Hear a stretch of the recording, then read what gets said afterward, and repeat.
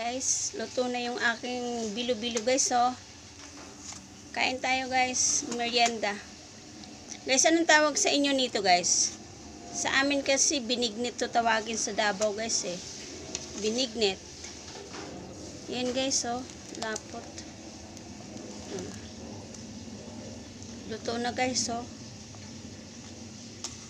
Kain tayo guys. Binignet.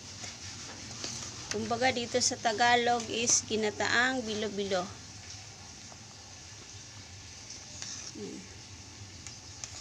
Kain tayo guys. Kain kayo dyan. Luto na yung aking bilo-bilo.